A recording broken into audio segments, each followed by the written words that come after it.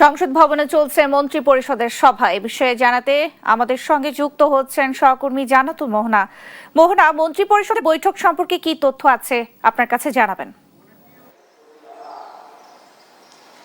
জাতীয় সংসদ অধিবেশনের 20তম দিনের যে অধিবেশনটি ছিল তা 8টা নাগাদ হয়ে যায়। আর এরপরেই কিন্তু মন্ত্রী পরিষদের বৈঠকটি শুরু হয়। প্রধানমন্ত্রী তারেক রহমানের নেতৃত্বে অন্যান্য মন্ত্রীবর্গ, বিশেষ করে স্বরাষ্ট্রমন্ত্রী, বিদ্যুৎ ও জ্বালানি মন্ত্রী সহ যারা উচ্চপদস্থরা রয়েছেন তারা সকলেই আছেন বলে আমরা জেনেছি। এবং এই অধিবেশনটি ঠিক জাতীয় সংসদ ভবনের ভেতরেই হচ্ছে। এবং আপনারা জানেন যে আজ একটি বিশেষ ঘটনা ঘটেছে, সেটি হচ্ছে যে প্রধানমন্ত্রী তারেক রহমানের যখন বলেছেন যে একটি 5 সদস্যের কমিটি গঠন করা হবে, যেহেতু বিরোধী দল তাদেরকে আলোচনার জন্য চলমান যে সংকট চলছে, জ্বালানির সংকট সহ অন্যান্য যে সংকটগুলো, সেই সংকটগুলোর জন্য একটি আলোচনার প্রস্তাব করেন, যার প্রেক্ষিতে সরকারি দলের পক্ষ থেকে 5 সদস্যের একটি কমিটি গঠন করা হয় এবং বিরোধী দলের পক্ষ থেকেও একটি 5 সদস্যের কমিটি গঠন করা হয়।